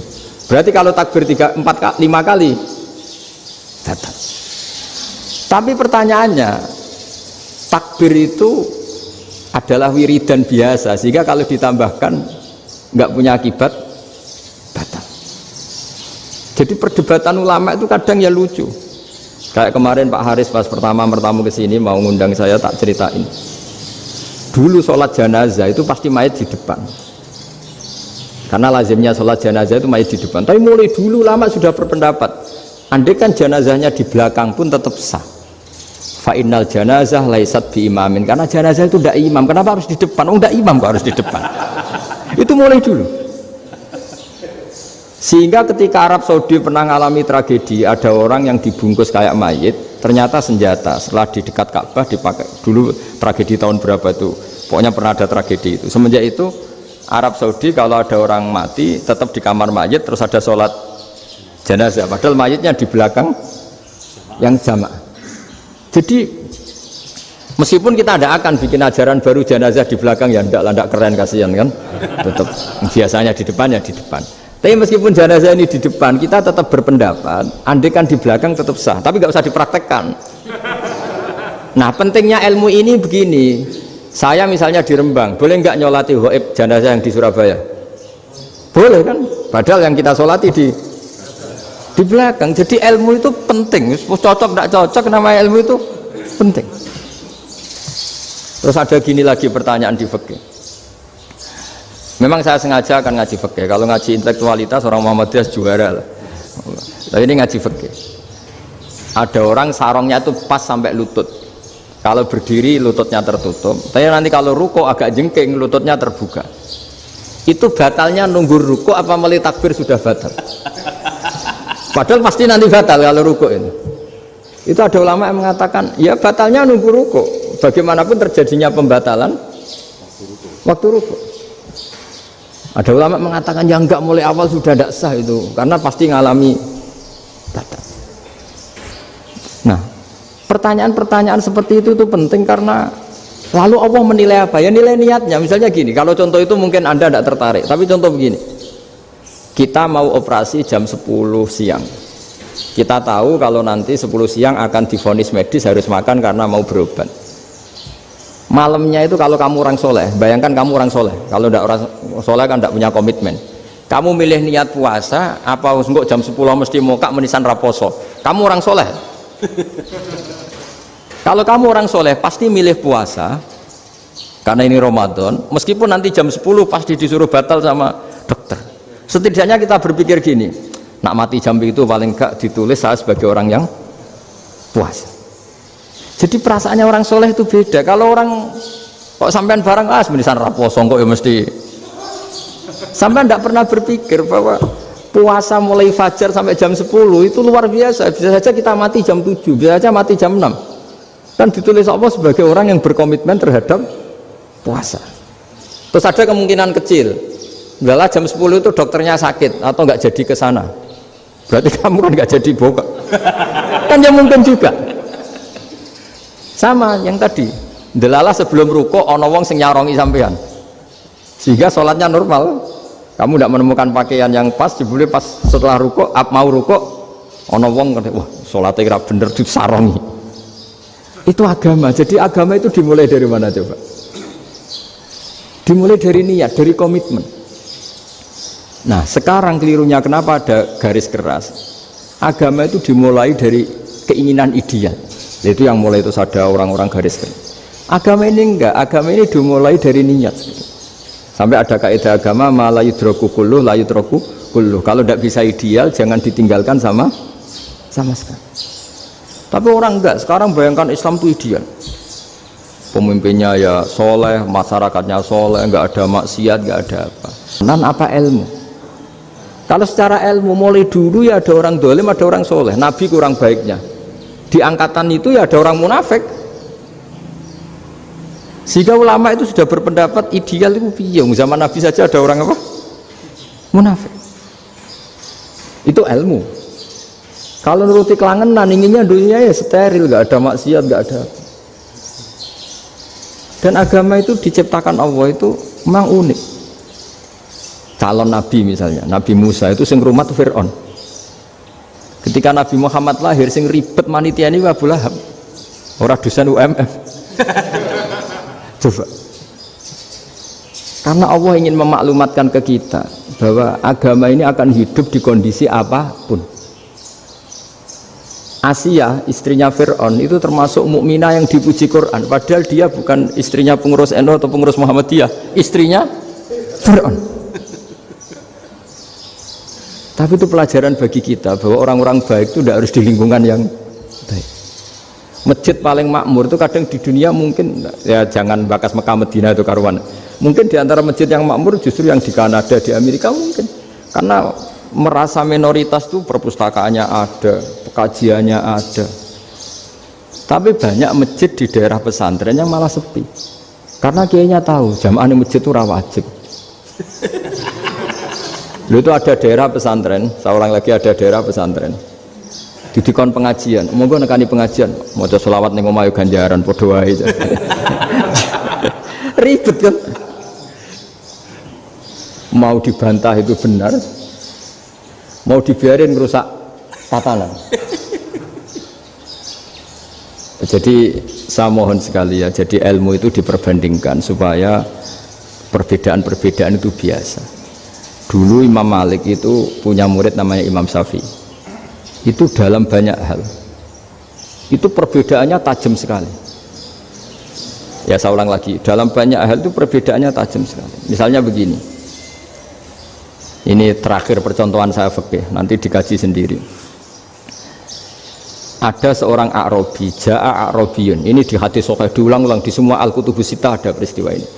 Ja'a A'rabiyun ila Rasulillah sallallahu alaihi wasallam faqala ya Rasulullah ahlaktu. Qala wa ma ahlakaka qal wa qatu imraati fi nahari Ramadan. Ya Rasulullah, saya ini orang yang rusak. Kenapa? Saya ini hubungan intim sama istri saya ketika masih siang Ramadan. Singkat cerita, orang ini dihukum berat sama Nabi. Hukumannya adalah karena dia membatalkan puasa ketika dengan hubungan intim. Sama Nabi dihukum, kamu harus merdekakan budak. Wah, tidak mampu ya Rasulullah, saya tidak punya budak. Jadi ini bukti bahwa agama ini sangat sosial, sehingga sebagian kafaroh harus memerdekakan budak. Kamu kalau gitu puasa 2 bulan, yang baru puasa 2 hari aja kecelakaan malah disuruh puasa 2 bulan. Ya sudah, kamu ngasih makan 60 orang miskin, saya ini orang paling miskin. Kok ini jadi sudah miskin, agak hiper lah orang ini, poso-poso kok gitu. Itu kata ulama, kalau orang Jawa gak mungkin, makanannya tempe mendoan, gak mungkin itu. Di Jawa itu nggak mungkin lah ada orang batal puasa karena hubungan intim. Ada istrinya nggak cantik, cerewet, sang lanang mangane mendoan, itu tidak mungkin, kecelakaan itu tidak mungkin. Tidak mungkin itu. Tapi kalau Arab mungkin karena makanannya daging. Singkat cerita, terus pertanyaannya gini, kalau batal biasa itu kan bayarnya puasa 1 hari. Kalau batal, tapi kalau batal pakai hubungan intim, pakai jima kalau dalam bahasa fikih itu kafarohnya berat, yaitu merdekakan budak atau puasa 2 bulan berturut-turut. Pertanyaannya gini, jima istri itu boleh loh tidak zina. Saya ulangi, jima istri itu boleh loh tidak zina. Itu kan hukumannya berat. Nah terus Imam Malik berpikir kalau gitu tidak harus jima dong. Poso-poso, ora ana uzur, ora ana apa terus nyate. Esuk mangan bakso tanpa ada alasan syar'i. Hukumnya harus sama dong, karena jima hukumnya boleh, berarti semua iftar, semua pembatalan puasa yang tidak ada udzur syarak maka hukumnya sama, yaitu sanksinya sama. Masuk akal enggak? Masuk akal dalam mazhab Imam Malik. Dalam mazhab Syafi'i enggak. Mulai dulu jima itu beda. Kayak mertamu nih gone wong, mangan itu oleh, tapi nak nggo bojomu mbok jima niku wis nemen ngawure lah. Tetep beda. Dari Imam Syafi'i itu pokoknya beda, jima sama makan itu beda. Lah ya terus setelah itu terus ada pertanyaan, bagaimana kalau makan dulu baru jima? Ribet kan? Makanya itu sampai dibabkan Kitabul Khilafil Fiqhi, bab merekayasa fikih. Makanya itu perdebatannya orang Hanafi sama Imam Syafi'i juga sama. Ada orang jam segini lapar sekali, kalau langsung makan kan kena sanksi. Ya pergi aja dulu, pura-pura ngaji ke Gus Bah gitu. Nanti kan jadi musafir kan? Wah itu sudah boleh itu kan? Musafir. Padahal enggak. Memang dia pergi itu karena supaya bisa makan. Mau enggak kepikiran ngaji kok tahu-tahu ingin ngaji. Mumpung Ramadan Nah makanya dibabkan, apakah boleh merekayasa fikih? Tapi fikih bisa apa coba? Dengan status kamu musafir, ya memang boleh iftar, boleh berbuka. Lah itu terjadi terus perdebatan ulama menyangkut fikih. Karena memang masalah furu'iyah. Sehingga termasuk perdebatan kita dalam perilaku. Misalnya adat orang NU kalau habis salam itu menghadap ke kiblat karena arah terbaik itu kiblat. Tapi sebagian orang Muhammadiyah atau mungkin semuanya menghadap ke makmum. Itu memang teks hadisnya itu kita yang meneliti hadis itu semua syarah itu berdebat. Nabi memuji kiblat itu arah terbaik, oke. Tapi di bab itu Nabi itu aqbala alaina, menghadap ke kita. Lalu pertanyaannya, kenapa menghadap ke kita? Ada mengatakan karena Nabi memang punya tradisi kadang ngendikan. Ya tentu dulu istilahnya tidak kultum, nggak ada istilah itu dulu, 7 menit itu nggak ada. Tapi ada ulama yang analisis begini, termasuk kitab Fathul Bari. Nabi itu tokoh sentral, taruh lagi Nabi itu tokoh sentral. Ini kata kitab Fathul Bari, bukan kata saya. Nah, orang-orang yang imamu qaumi, orang-orang yang jadi imam di daerah masing-masing, tetap kalau sholat itu ikut Nabi. Ikut Nabi, setelah salam langsung pulang. Jadi sebetulnya salam langsung pulang itu ada sejarahnya, karena dia mau jadi imam di daerahnya. Nah, tidak kebayang kalau Nabi itu madhep kiblat. Kalau Nabi madhep kiblat, orang yang masbuk yang barusan datang pasti langsung usolli, misalnya fardhu isya'i misalnya, terus makmum Nabi, padahal Nabi sholatnya sudah selesai. Jadi intinya gini kata Fathul Bari, imam setelah salam itu harus bikin gerakan atau omongan atau apa saja yang menunjukkan kalau sholatnya selesai. Di antara gerakan itu adalah beliau harus menghadap ke hadirin atau menghadap ke utara atau apa saja yang penting menunjukkan kalau sholat ini sudah selesai. Itu fikih. Jadi fikih itu cara menganalisis itu memang unik, karena kalau Nabi tetap seperti itu, posisi pancet seperti itu, maka orang yang baru datang mengira Nabi masih sholat. Nah pertanyaannya, kalau mereka sudah takbir malah sholatnya tidak sah. Kenapa tidak sah? Menggantungkan sholat atau mengikatkan sholatnya dengan orang yang sudah tidak sholat. Jadi menjadikan orang yang nggak sholat sebagai imamnya, kan nggak boleh. Maka Nabi harus memaklumatkan dengan gerakan itu bahwa beliau sudah tidak sholat, karena orang datang dari berbagai daerah. Jadi nganalisis fikih, fiqhul hadis namanya, itu ulama itu mau tidak mau debat, karena pertanyaannya itu kenapa. Ya memang mau apa, karena yang namanya sosial itu yahtamilu muhtamilatin, ada sekian kemungkinan. Makanya dalam madhab istimbat itu, ketika Nabi sodakoh pakai tamer, pakai kurma, itu lama mesti ngitungnya tuh kut itu makanan pokok. Sehingga Imam Syafi'i mengatakan kalau di Indonesia pakai beras misalnya, karena kutil balad Indonesia itu beras. Oke, Imam Syafi'i mainstream. Tapi ketika era Yusuf Qaradawi di Al-Azhar di Mesir sana,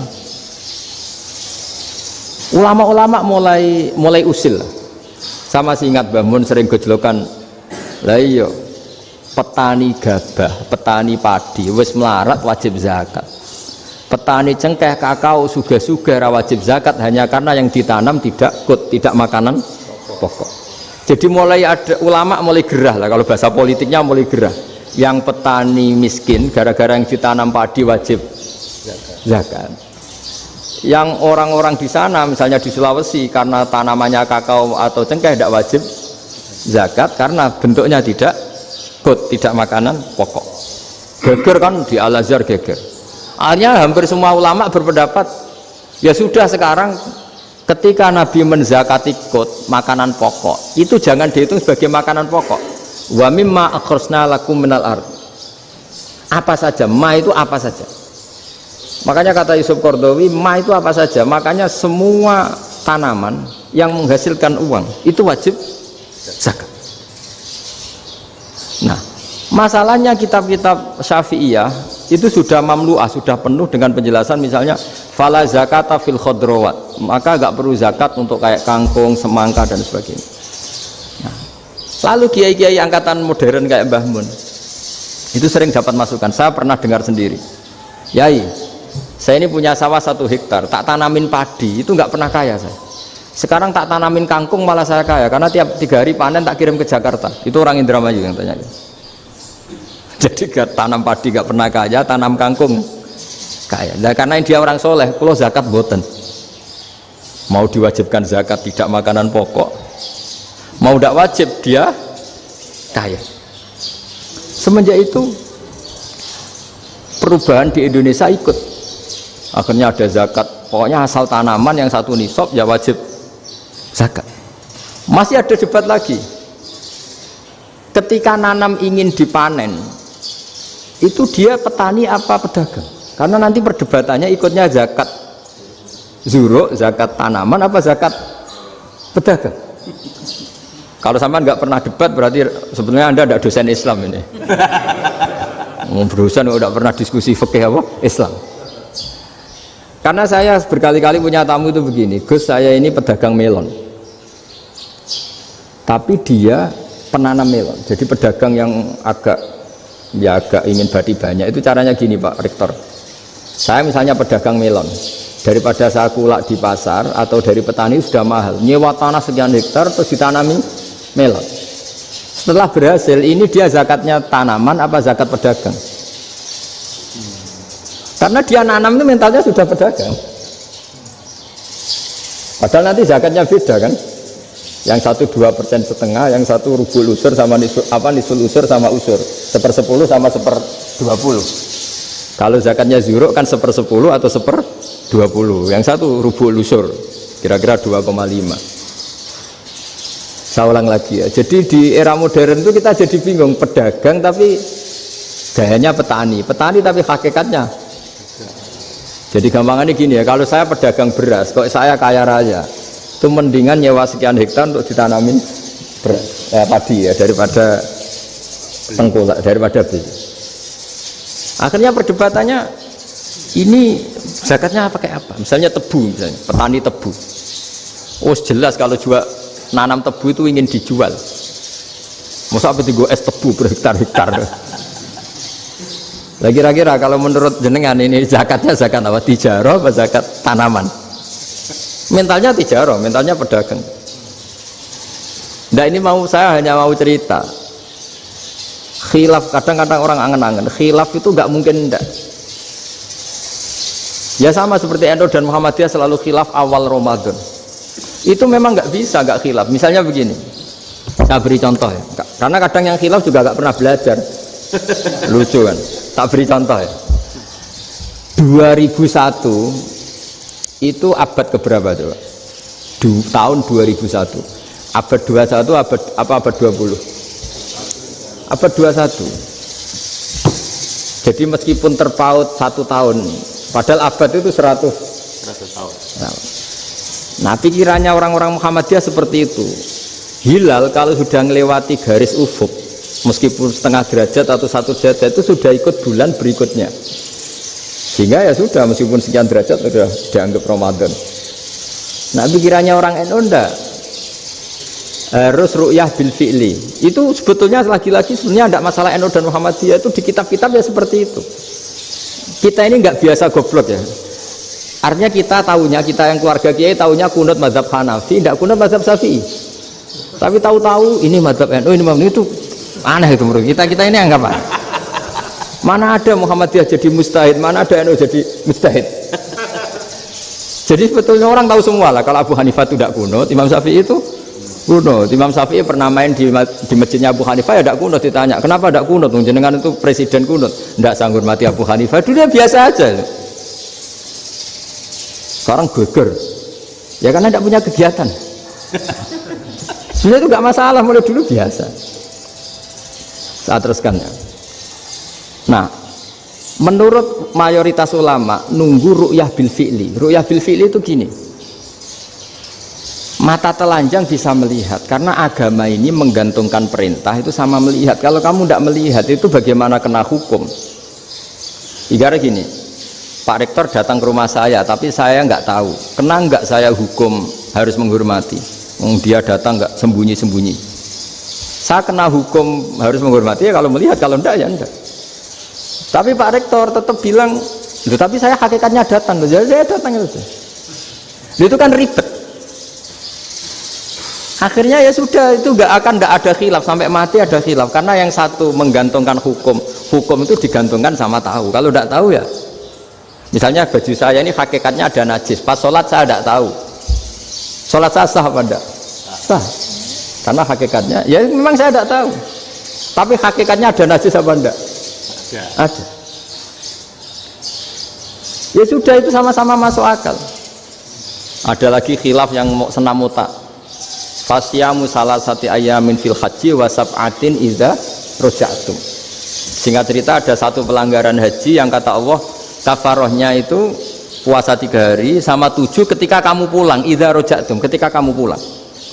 Dalam mazhab Syafi'i yang namanya pulang itu yang haji sudah sampai rumah. Di mana-mana pulang itu ya sampai rumah. Dalam mazhab Abu Hanifah enggak, ketika orang sudah balik kanan dari Arab Saudi, dari Mekah, ya namanya sudah pulang. Misalnya gini, ini Pak Rektor pamit saya, Pak Haris. Gus, Pak Haris mana? Ya sudah pulang kata saya, padahal sampai pandangan sampai depan. Tapi bagi keluarganya belum pulang. Lah lalu idza raja'tum ketika pulang itu bahasanya siapa? Bahasa istrinya apa bahasa yang ditamoni? Kamu ditamoni orang, terus tamunya mana? Sudah pulang. Tapi tanyakan istrinya, belum pulang. Khilaf-khilaf gini kok jadi geger itu kan goblok banget maksud saya itu. Jadi biasa, gini itu biasa. Jadi ya karena memang ini bukan masalah akidah, ini masalah furu'iyah, masalah fikih itu masalah furu'iyah. Mau tidak mau harus beda. Misalnya di sholat juga gitu. Wa ayu qu'udin qu'adal musolli sokat sholatu. Duduk dengan gaya apapun itu sholatnya sah. Sehingga sampean kalau haji atau umroh, orang Arab itu jenenge duduk ngenak awak di kursi. Duduk sopan ya hanya orang Indonesia loh. Kalau sholat itu masih duduk ala orang tahiyat. Kalau sampean di Mekah, duduknya pakai apa coba? Kursi ya? Oh enak sholat duduk. Karena memang takbirnya di fikih dengan duduk gaya apa saja sah. Makanya sengenak awak duduk di kursi. Ribet kan? Mau tidak disahkan itu namanya duduk. Mau disahkan masa iya soal Allah kok duduk santai-santai gitu. Tapi mau apa? Ini fikih. Ya sekarang lagi ini fikih. Fikih itu ya sudah ini fikih. Makanya kalau ulama berdebat misalnya Abu Hanifah berpendapat sholat itu wajib baca Fatihah apa asal Quran. Dalam mainstreamnya ya Fatihah karena la sholata liman lam yaqra bi Fatihatil kitab. Tapi cara Abu Hanifah enggak. Faqra'u ma tayassara minal Qur'an, bacalah apa saja yang mudah bagi kamu, asal itu Quran. Sementing gak gending Jawa, gak nyanyi lah gitu. Ya sudah mau apa coba? Jadi ya susah memang kalau fikih itu ya sudah seperti itu. Ada lagi yang masih ekstrim misalnya. Yang namanya menyembelih hewan itu gimana coba? Dari hidup ke mati, apa pasti mati disembelih? Cara mazhab Imam Syafi'i yang namanya menyembelih itu penyembelian harus menjadi sebab kematian. Itu yang sah. Karena lagi penyembelian menjadi sebab kematian yang syar'i. Sehingga beliau mensyaratkan hewan yang disembelih ini masih punya hayatun mustaqirrah, punya kehidupan yang normal. Sehingga kalau nggak disembelih ya hidup. Sehingga kalau ada hewan ketabrak truk kejet-kejet mesti mati ini buat sembelih. Itu nggak sah karena nggak usah disembelih ya wes mati kan. Karena ini hanya nunggu koordinasi Israel kan, dia kejet-kejet itu kan prosedur itu. Tapi tidak disembelih pun mati. Tapi cara mazhab Malik enggak. Pokoknya anggere jek duwe nyawa jenenge kewan urip. Dengan kamu sembelih berarti matinya mergo mbok sembelih. Meskipun nanti ya enggak usah disembelih ya mati. Coba hitung secara ilmu matematika. Kalau enggak disembelih hidupnya 5 menit. Gara-gara kamu sembelih hidupnya langsung mati. Terus dia matinya, cara di persidangan matinya disebabkan apa? Disebabkan disembelih apa kecelakaan? Loh, debat kok kamu. Sama-sama UMM aja debat. Kalau nggak kecelakaan nggak disembelih.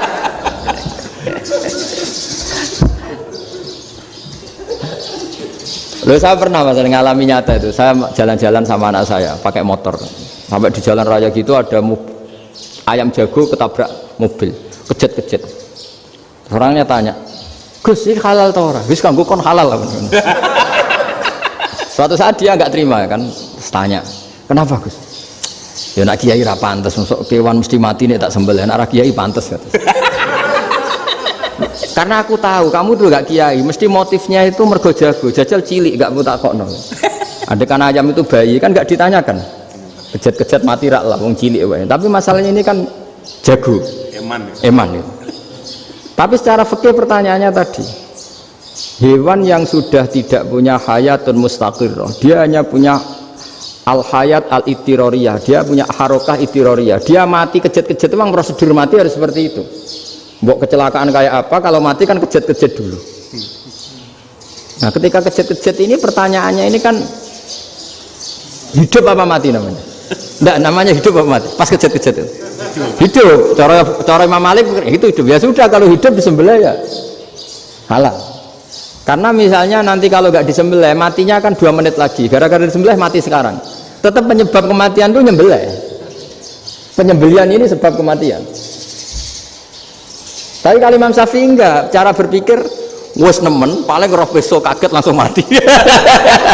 Kalau gitu berarti kamu nyembelih barang mati. Jadi fikih itu kadang unik. Makanya ketika ngitung fikih itu unik ya. Orang keluar mani wajib apa? Mandi kan.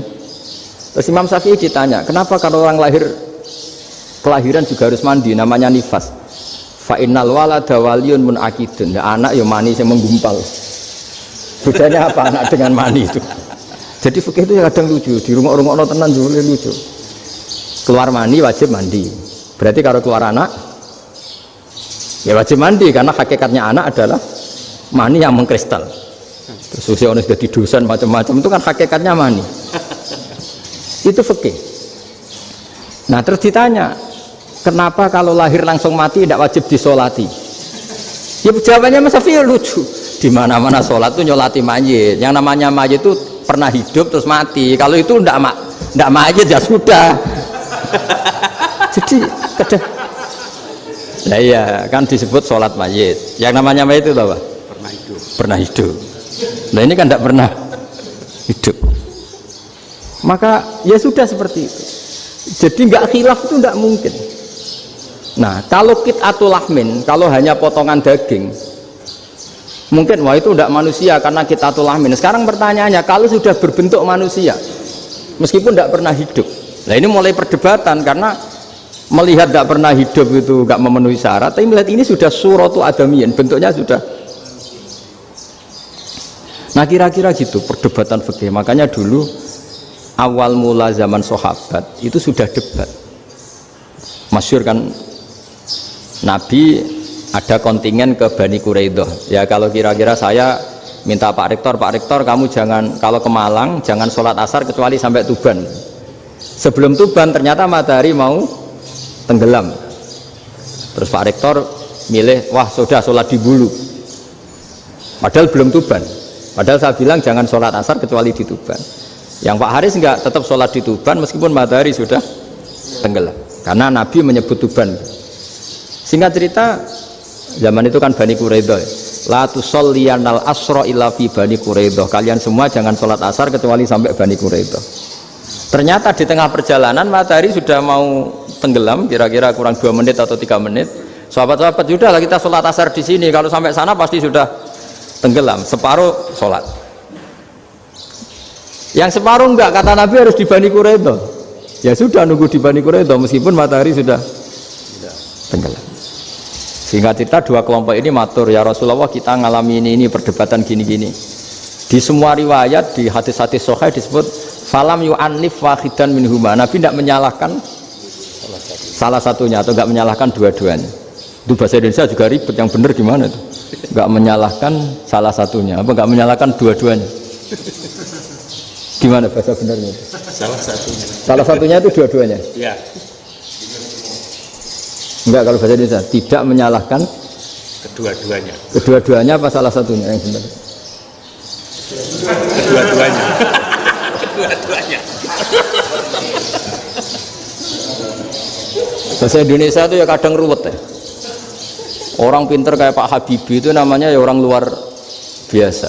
Nanti sekolahnya orang-orang idiot itu ya sekolahan luar biasa. Orang pinter banget bahasa Indonesianya ya luar biasa. Kalau sekolah untuk orang-orang yang idiot juga luar biasa. Jadi kalau dipuji luar biasa itu gak jelas ini luar biasa ya. Gak jelas kadang bahasa kita ini kadang ya gak jelas. Nah itu gak menyalahkan dua-duanya apa salah satunya? Keduanya, tidak menyalahkan kedua-duanya. Misalnya dibahasakan nggak menyalahkan salah satunya, benar apa salah? Benar, benar, ya sudah benar semua. Jadi itu bukti bahwa ijtihad itu boleh. Saya ulang lagi, bukti bahwa ijtihad itu boleh. Padahal ini jelas, yang satu harus sholat asar, padahal matahari sudah tenggelam. Makanya diantara fikih unik itu begini. Saya ulang lagi fikih unik. Saya menyaksikan betul ketika ada orang tanya Mbah Mun saya ini Kopassus, kadang latihan itu sampai waktu zuhur habis, saya harus bagaimana? Jawabnya Mbah Mun itu unik, sementing ojo ngosor sholat, engkau yojo niat jamak, atok kodok katanya. Singkat cerita terus orang ini diskusi sama saya, karena ini ya alim pernah mondok. Kenapa kosor tidak boleh? Karena kosor itu ekstrim, merubah bentuk sholat dari 4 menjadi 2. Maka alasannya harus jelas. Harus jelas itu orang yang latihan di Kopassus itu kan dia sudah berasrama di situ. Berarti dia sudah tidak musafir karena asramanya di situ, sudah mukim. Kalau dia kosor itu merubah bentuk sholat dari 4 menjadi 2. Merubah itu ekstrim. Tapi kalau dia qadha itu hanya mengakhirkan sholat dari waktunya. Kira-kira kalau kamu jadi malaikat ekstrim mana? Merubah sama menunda? Ekstrim merubah kan? Karena 4 menjadi 2. Terus ojo jamak takdim tapi jamak takhir. Itu juga penting. Bagi pengkaji fikih itu penting. Kalau jamak takhir itu salah-salah sidik ora pati popo. Kenapa? Kan mirip duhur qadha. Kalau jamak takhir kan. Tapi kalau jamak takdim asar kok di waktu duhur, ekstrim mana? Perubahan takhir sama takdim itu ekstrim mana? Ekstrim takdim karena melakukan sesuatu belum waktunya. Belum waktunya. Jadi itu memang ya memang tadi kajian-kajian fikih itu memang unik. Karena bagi ahlinya, saya ulang lagi, tapi ini saya ulang lagi bagi ahlinya. Makanya ketika Nabi menjamak sholat ketika nusuk, ketika haji itu kata Imam Syafi'i lis safar, karena Nabi pergi jauh karena rumahnya Medina.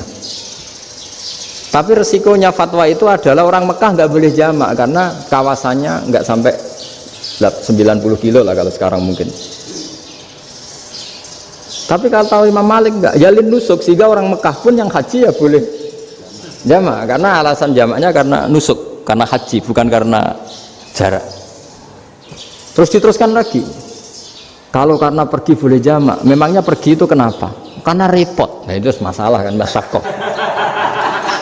Nah, terus mulai ada orang-orang yang ngawur kan, resepsi jamak, ribet, wes resepsi duit utangan kan capek. Wah itu sudah jamak.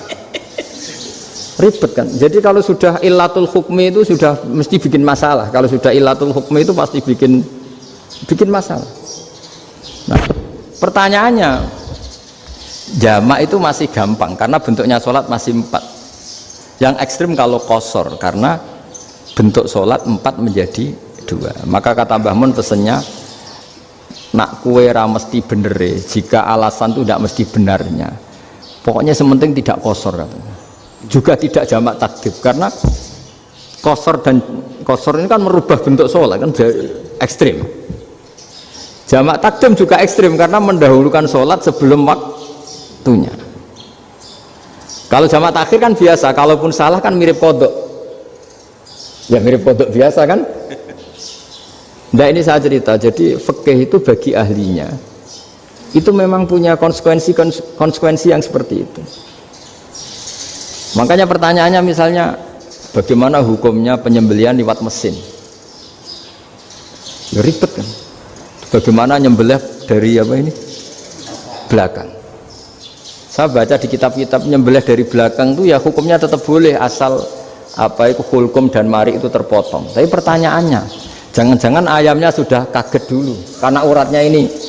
Makanya perlu ditanya ahli medis, setelah uratnya tercabut ini jangan-jangan sudah berstatus mati.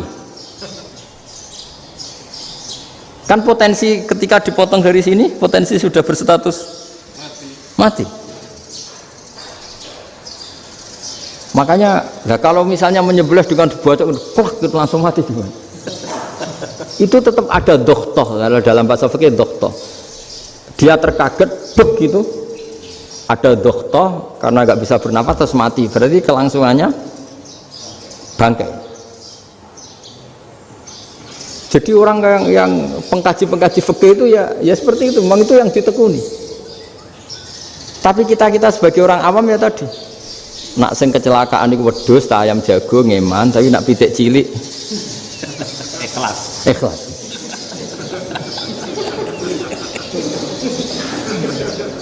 Makanya ada pertanyaan orang-orang, saya pernah ditanya itu ya bingung tenan. Gus, kalau ada orang mati oplosan misalnya, jenengan datang sholat enggak? Ya datang sholat kan, dia orang mukmin, saya tetap sholat. Kenapa? Ya kan matinya oplosan. Tapi andekan tokoh yang mati, kamu sholat enggak? Ya sholat kan dia tokoh. Jadi ribet. Fikih itu ribet. Makanya Imam Nawawi nanti ngendikan gini. Ada orang ngundang Nabi, ya Rasulullah, saya mohon nyolati ini. Nabi tanya, punya utang enggak? Punya. Nabi, saya enggak mau nyolati mayit yang punya utang. Terus ada sahabat datang, ya Rasulullah, utang itu tak ambil alih kami. Berarti dia sudah tidak punya utang. Terus Nabi kerso nyolati. Pertanyaannya, utang itu hal yang boleh. Saya ulangi, utang itu hal yang boleh. Tapi kenapa Nabi se-ekstrim itu? Tapi ketika Nabi mau kondur itu ngendikan gini, ini PR ya bagi UMM, ini PR ya. Nabi sebelum kondur bilang gini, sallu ala sahibikum. Jong, saya tidak nyolati ini, tapi tolong ini disolati. Terus kata Imam Nawawi, dianalogikan atau dikiaskan siapapun pelaku dosa besar atau mati dalam keadaan tidak benar, misalnya pas dugem mati, pas oplosan mati, itu sebaiknya tokoh-tokoh itu enggak nyolati karena nanti dianggap penghormatan.